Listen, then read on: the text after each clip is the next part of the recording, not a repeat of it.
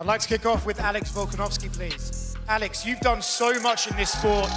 Yesterday you talked about this as being the biggest fight of your career. What would it mean to you to win that title one more time? Yeah, man, like you said, I really do think this is the biggest fight of my career. I think winning the belt now at the timing would be the biggest part of my story. So really looking forward to putting on a show and getting that belt back. You have fought the best of the best in this sport. When you look at him skill-wise, how does Diego match up to some of those fighters you faced before? A very dangerous fighter, you know, a very aggressive, dangerous fighter. Obviously great jiu-jitsu, power in the hands, always looking for the finish. So you've got to respect that and be wary. But you know, I just believe I'm the best and I'm going to prove that Saturday night. And for you, Diego, obviously winning the title is something that every fighter wants to achieve, but what would it mean to you to beat a GOAT like Alex Volkanovski? For me, this is a big, this is a big. Volkanovski is a legend in the sport. I follow your career for so long time, but now I think it's my time, it's my time for take the belt. Question for Bryce Mitchell. Bryce, yesterday at Media Day, Silva said you might have to retire this weekend due to brain damage you'll take in this fight. Curious if you have a response for those remarks. I was born with brain damage, brother. I'll be all right. And question for Silva. Obviously a great reaction for you here in Miami. You know, we've done lots of talking about the talk in this fight, but skill set wise, what threats does Bryce pose to you on Saturday? Hey, Miami! Bom, galera. Well, folks, aside from all this the talk and everything he says, I don't agree with anything he says about anything. But he is an excellent athlete that has faced tough competition, but he is about to face the toughest competition to face. Question for Michael Chandler. Right here. Yeah. And Miami's wild, I can't even hear. Let's go! Speak up, brother. We got a loud crowd, let's go. Obviously, at Media Day, you said, Paddy might be the biggest name in this division. So we haven't seen you fought down for a long time, but you said, Paddy brings the eyeballs. We also see you get that smile when you say, Scousers can't get knocked out. You want to test that. So what have you made of Paddy's rise, and what are you expecting him from on Saturday? Hey, man, all respect to what Paddy has done in this sport, man. He has earned this spot to be in this spot, but I have proven over the last couple decades that I deserve to be in this spot as well. Right here in Miami, Florida, UFC 314. I'm coming to steal the show. This is the people's main event, and I can't wait to do it. Let's go. I'm going to find that chin, and I'm going to find that chin early. Similar question for Paddy. At Media Day, you said, Charles laid the blueprint out to beat Michael Chandler, and you said there's a bigger chance of you knocking Michael Chandler out than him knocking you out. So what did you see in that fight that leads you to that assessment? Obviously,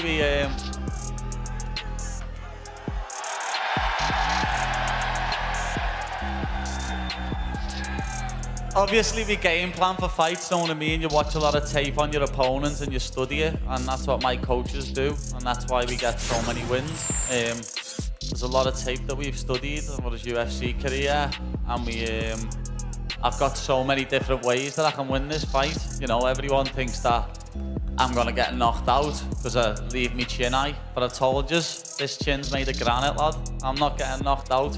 I've never been knocked out before, but Mike has, and I'll do it again tomorrow, or Saturday.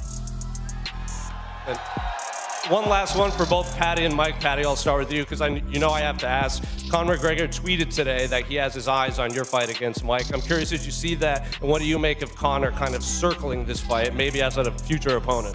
Yeah, I've seen it, obviously, I got sent it by a good few people. I'd welcome that fight. That's where the money's at.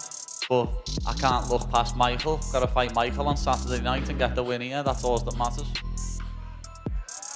Same question for Michael. I know we've asked you about Conor for the better part of 2 years, but he's tweeted that he's watching this fight. Do you view that as just Conor's kind of throwing it out there, or do you actually believe he's watching this? I don't know. I'm sure he's watching. He watches, and he is very interested in coming back, but can he put together a training camp? That's the real question. We don't know. All I know is you can see by my actions fighting Charles Oliveira in November, and now fighting 5 months later, Paddy Pimblett, putting my ranking on the line, going out to brave the unknown. I'm going to stay active. The first 26 months in the organizations, I weighed in 6 times, fought 5 times, fight of the night, fight of the year, debut of the year, knockout of the year. All I do is put on great fights, and I do it for you guys. And on Saturday night, we're gonna do it again. I don't really care what Conor tweets. If he comes back, we gotta finish the Ultimate Fighter 31, and he's gonna be impressed by my performance on Saturday night. Last time you had a press conference, you stole the show and you sent your message to Bryce Mitchell. So, as a promoter of your own fights, what is your message to promote this fight? And can the UFC count on you to promote fights going forward? Por que eu sou promotor de evento? No 3, tá? 1, 2, 3. Why do I promote good events? 3.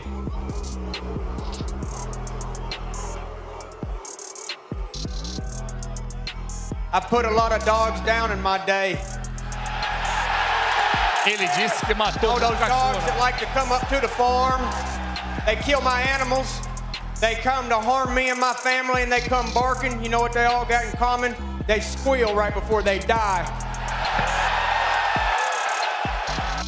Yo, Bryce, I respect you as an athlete, and I know you're looking at me through that TV. Just look through those eyes. Look in my eyes. I'm gonna knock you out, brother. Diego. We'll see who stands victorious. Your walkout to land down under. The fans go crazy. Your walkout makes people cry and feel so much joy. What goes through your mind when you're walking out to land down under? Oh, sorry, I got the back end of that question, but you're talking about the song. Yeah, it's my gig. Everyone gets into it. It's funny how many Americans or the world know that song, but really looking forward to going out there, putting on a show and walking out to land down under. But. Question for Volk.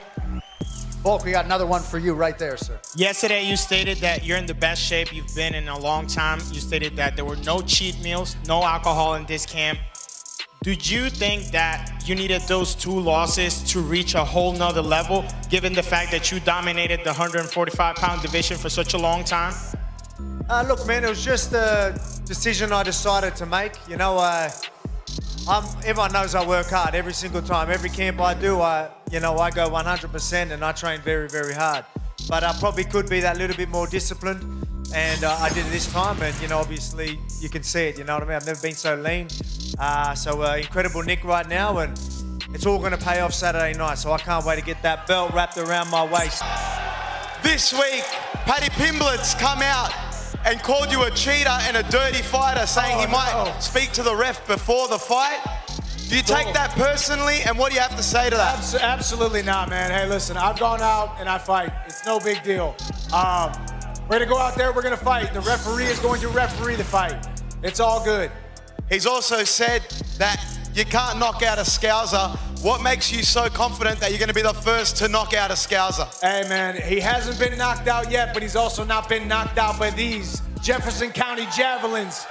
The son of Mike Chandler Sr., a union carpenter for all those years. When I hit people, they go to sleep. I don't need a jingle to try to sell myself. You know who has jingles? Second-rate car insurance salesmen, ambulance chasers, and fast food. I'm the real deal, and the real deal don't need a jingle.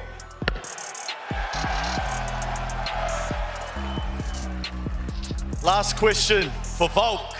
Let's close out the show, brother. Let's make some noise for the Volk! Let's go! Let's go!